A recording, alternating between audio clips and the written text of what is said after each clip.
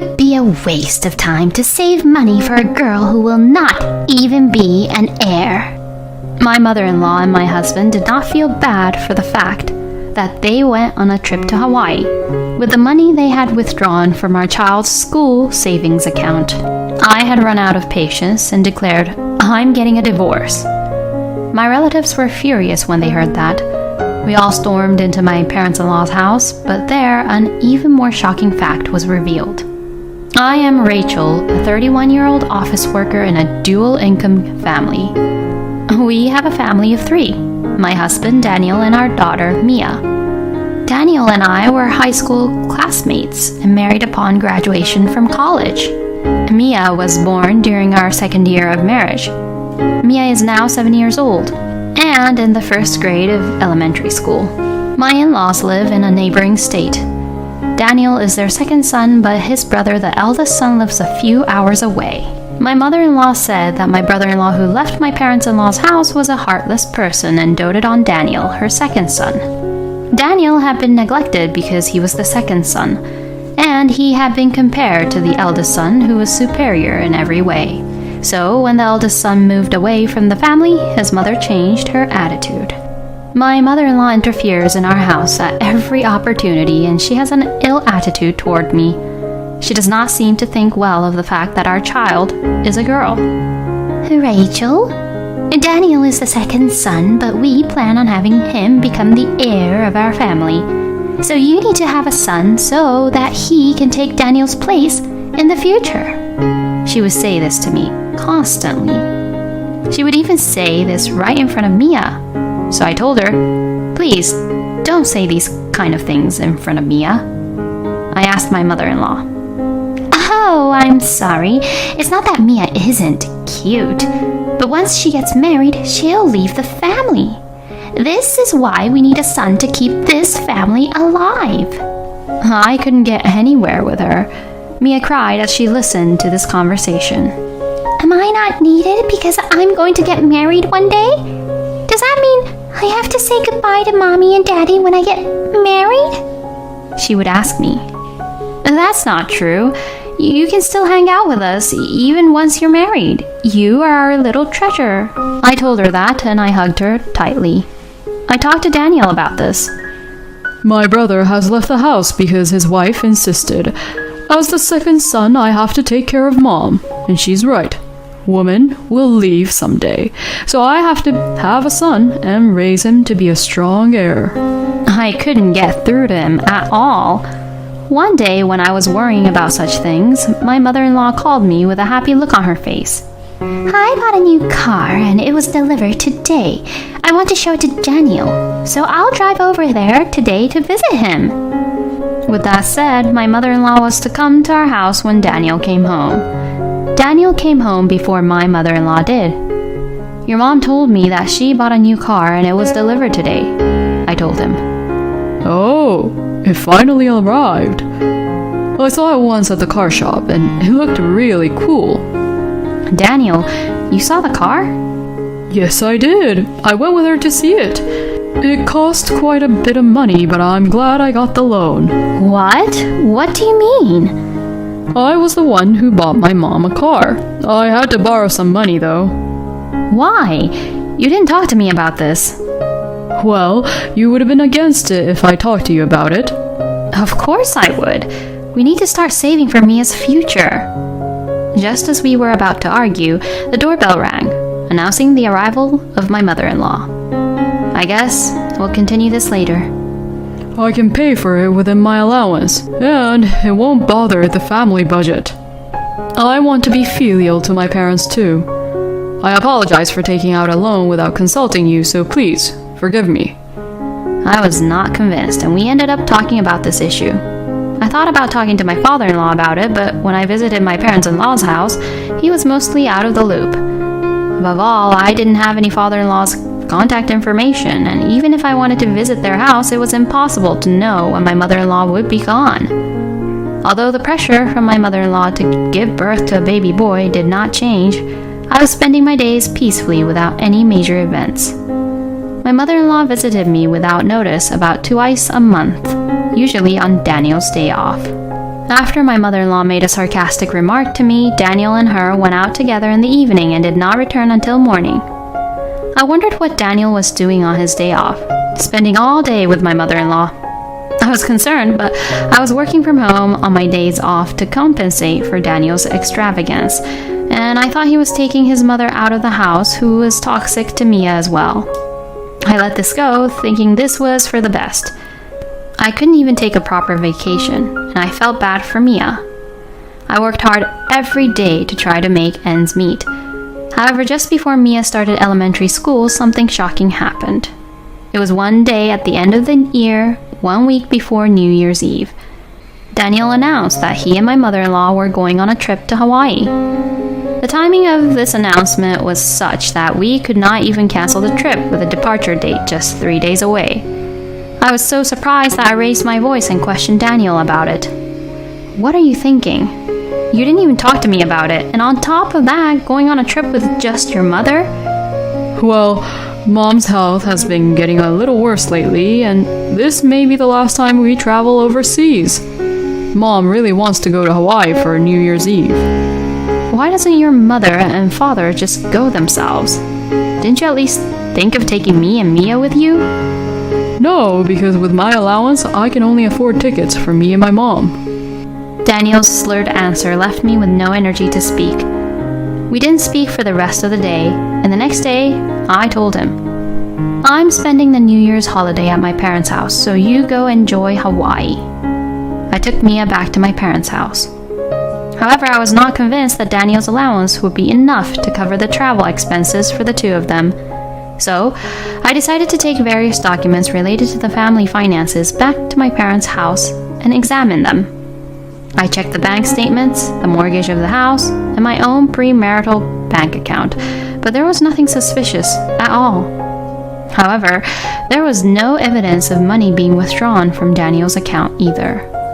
I thought it was unlikely, but I checked Mia's school savings account. My worst fears were correct. Daniel had canceled Mia's tuition deposit.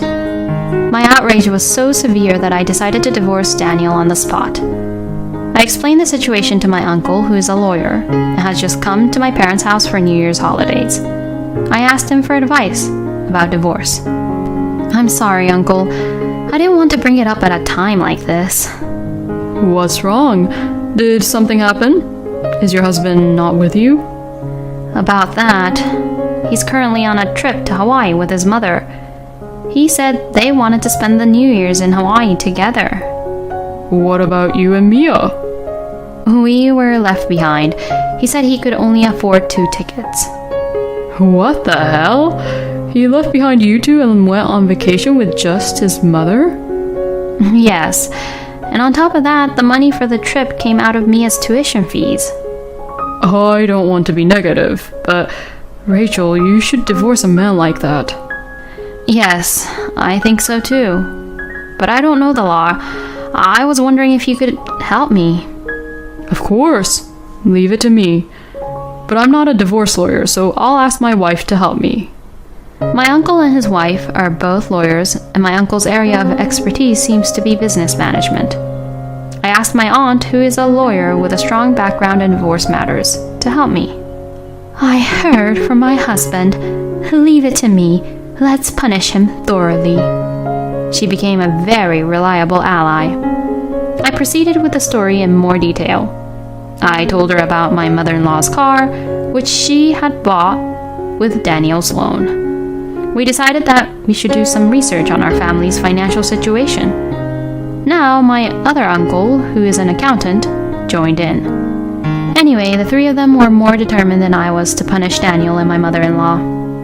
I apologized repeatedly, saying, "I'm sorry I put you through all this on New Year's." "What are you talking about? You know what happens when you make enemies of a family like ours at a time like this. I'm going to make sure they pay." My aunt laughed and patted me on the back. "Yes, that's right. There are many lawyers, accountants, and judicial scriveners in my family." After New Year's, we waited for Daniel and my mother-in-law to return back home. After the New Year's holiday, all the relatives decided to storm into my parents-in-law's house and confront them with the divorce papers. On the day of the operation, Daniel and his mother-in-law had already returned back home. We found out that Daniel and his mother-in-law had already returned back home and were spending time at my parents-in-law's house, as I had expected. I called Daniel and headed to my parents-in-law's house. My parents, my lawyer, and my accountant, plus my brother, who does martial arts as a hobby, were there just in case something happened to us. This large group of 8 people went to my parents-in-law's house. Happy New Year! I came here today to discuss my divorce from you, Daniel. I'm here to discuss it with your parents as well. What a way to start the year. I told you, I'm sorry for being selfish. That's about the trip you took with your mother, isn't it? And Daniel, where did you get the money from for your travel expenses? What? From my allowance? You're lying. You canceled Mia's tuition fees without permission, didn't you? You went there with that money, didn't you? How do you... Don't just show up here with all these people and say whatever you want. My son doesn't need a wife like you. You're never going to have a baby boy anyways. You took most of Daniel's salary for the girl, and it mostly went towards her tuition, right? So it's none of your business what he does with it. My mother-in-law interrupts me. With all due respect, the salaries of 2 married people become joint property. It can't belong to only one of them.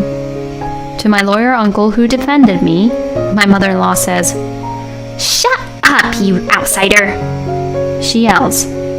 Before my aunt could open her mouth to say something in reply, my father-in-law, who had been airing his grievances for so long, spoke up. Enough! I already know everything. I didn't think you would go this far. You're selfishly using the money from your grandchild's future. We're getting a divorce too. Daniel, you will inherit nothing. What? What's wrong with you all of a sudden?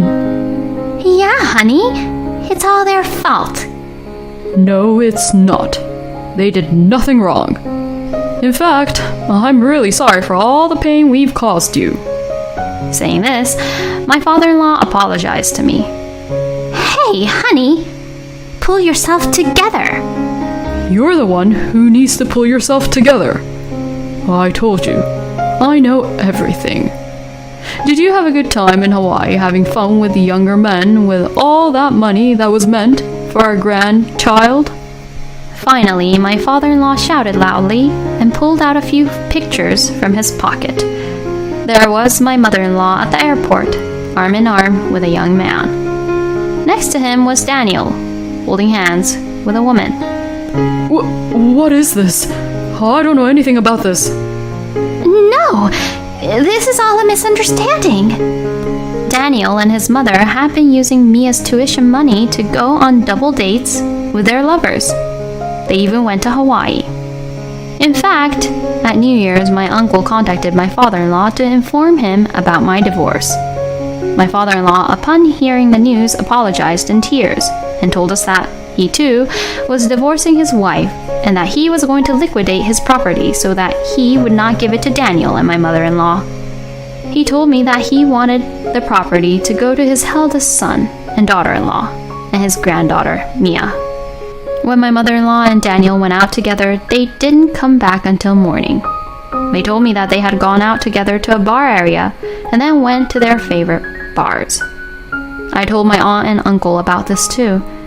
They said they wanted me to take care of the formalities over there too, using various methods. I had them put it all together for me. What misunderstanding? Treating your family like this? You're insane to go on an overseas trip and leave your family alone. I'm divorcing you, and I'm disowning Daniel. Wait a minute. Daniel and my mother-in-law, looking pale and desperate, pleaded with my father-in-law. My aunt, who is a lawyer, and my uncle opened their mouths. Unfortunately, we will not wait for you. We have a claim for alimony related to the divorce and a claim for usury. we are the ones who will be taking care of the request against the two of you. The sale of the house in your father's name will be completed next month. We are also proceeding with the property procedures. We have also contacted the eldest son, and we are planning to contact him in the future. He will take care of your father from now on. How could you? Why didn't you say anything? It's because you didn't listen to me. You bullied our eldest son's wife and kicked her out of this house. And now you're causing trouble for our second son's wife and her child. Don't you know anything about shame? I've spoken with my sister-in-law. She also says she doesn't want to have anything to do with you guys. She agreed to this conversation on the condition that we completely distance ourselves from you. Alimony for Daniel's affair, child support for Mia, and refunds for spending money from the family budget. It's going to take a lot of money, and we will make sure you pay it in full. Rachel, listen to me. Listen? You've done so many selfish things without telling me, and now you want to tell me what? You have your mother and your lover. Anyway, I don't want to see or hear from you ever again. Just stay out of my life. No. What about Mia? A child needs a father. She needs a father, sure, but it's not you. A man who neglects his family and spends all their money, I can't call someone like that a father. I said these words and left my parents-in-law's house. The rest was taken care of by my remaining relatives. When I was about to leave my in-laws' house, Daniel chased after me. My brother and cousin seized Daniel when he grabbed my arm and dragged him back into the house. This was the last time I saw Daniel. Later that day, the divorce was finalized, and a little later, I received news that my ex-father-in-law sold his house and rented a small house in the town where my ex-brother-in-law and his wife live. I heard that my ex-brothers-in-law were actually going to take them in their home, but my ex-father-in-law said, I couldn't stop my wife from picking on our daughter-in-law. I couldn't ask you to take me in. I have money for my own retirement, so I will live comfortably on my own. And he declined their offer. However, the children at my ex-brother-in-law's place seem to love their grandfather. They always go and play at their grandfather's house after school and then go home. My ex-brother-in-law also seems to be enjoying this because his children could not see their grandfather because of my ex-mother-in-law. And my ex-brother-in-law's wife, my ex-sister-in-law, and I got to know each other through this one incident. We often get together during long vacations to let our children play with each other. The last time I saw Daniel was that day. Mia herself refused to see Daniel. When I was not around, my ex-mother-in-law and Daniel repeatedly said to Mia, "If only you were a boy." Mia was traumatized by this. She was afraid that they would say such words to her again, so she refused to see Daniel. When Mia grows up, she may want to see him again, but until she says that, I won't let Daniel see Mia. My ex-father-in-law sold his house, so Daniel ended up taking care of my ex-mother-in-law. They are living together in the house where our family used to live. However, since we were both working, taking in my ex-mother-in-law who has no job has meant that the family income has gone down while his expenses have gone up. My ex-mother-in-law started working part-time at a local supermarket. Daniel also started working part-time at night. The reason I know this is because a neighbor witnessed this and was a good friend of mine, contacted me to ask what happened. I explained the whole thing to him. I don't know what happened after that, but in that neighborhood, I'm sure they're struggling to survive. Furthermore, it seems that my mother-in-law had fallen in love with a young man and had even borrowed money to pay him off. She is now piled with debt. According to my aunt, they will both go bankrupt before long. I rented a house near my parents' house and live with Mia. My brother and parents love Mia very much and often take her to play with them on holidays. My brother, who is a bachelor, said, I'm not thinking of getting married at all, and I don't want to have children of my own. But I don't know if it's because of that, but Mia is really cute, and I would do anything for her. He takes Mia to his work barbecues and lets Mia play with children her own age. I once asked Mia if she misses her father. Even though I don't see him, I don't miss him at all because I have uncles, grandparents, and grandma. she said. Of course, I think she is being nice to me even though she is a child. When I saw Mia and my brothers coming home exhausted on holidays, I was reassured that Mia will not be unhappy because of her father's absence. And recently, my brother has been asking me if there is anyone good enough for me. I asked him about it, and it seems that he wanted to introduce me to a single guy who works with my brother. He seemed to take an interest in Mia at a barbecue. My brother told me, He's a really nice guy, but he can't have kids of his own. That's why he can't get married, and he can't even be in a relationship.